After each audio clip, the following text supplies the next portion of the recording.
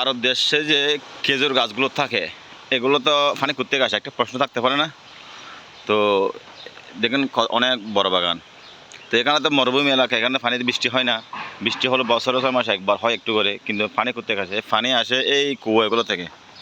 দেখতেছেন কুয়ার মধ্যে পানি মোটরের সাহায্যে পানি উঠতেছে। ওই দেখা যাচ্ছে অনেক বিশাল বড় একটা মোটর, দুইটা মোটর, এখানে দুইটা মোটর আছে, মানে যে কোনো একটা খারাপ হলে একটা চালাবে।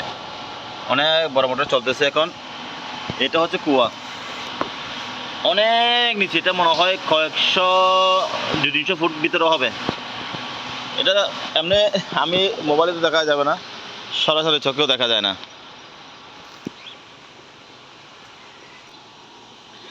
তো এটার মাধ্যমেই পানি নিচ থেকে তুলে প্রতিদিন দেয়। এই কুয়ার মধ্যে কিন্তু অনেক পানি আসে, অনেক অনেক পানি আসে, প্রচুর পরিমাণ পানি আসে এই প্রতিদিন। এত বড় একটা বাগান, সব কিছু কিন্তু এই কুয়া থেকেই দেয়। এই দেশে কিন্তু অনেক ফাঁপা মাটি, যখন গরম পড়ে, মানে আজকে পানি দিয়েছেন, আজকে শুকিয়ে গেছে, তো আবার কালকে আবার দিতে হবে পানি, ঠিক এরকম। তো সবগুলো পানি এই কুয়া থেকে আসে নিচে, মানে একবার নেফে যান আবার এখানে পানি জমে যাবে কিছুক্ষণ পর, আবার ঘন্টা 2 ঘন্টা, প্রতি 2 ঘন্টা পর মনে হয় কুয়ার পানিগুলো মোটরের মাধ্যমে সেগুলো সারতে হয়, নাহলে পানি জমে যায় বেশি। দেখতেছেন এই বাগানের থেকে কিন্তু অনেক লাভ হয়, কারণ একটা খেজুর গাছ থেকে অনেক খেজুর বিক্রি করতে পারে।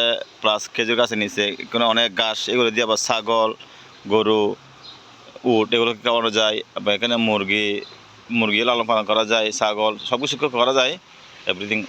চাইলে সবজি, অনেক বাঙালিরা সবজি খেতে করে, কিন্তু কেউ কেউ করে না আর কি। কিন্তু মানে এটা করে না, আপনি বাঙালিরা সবজি খেতে করে নাকি।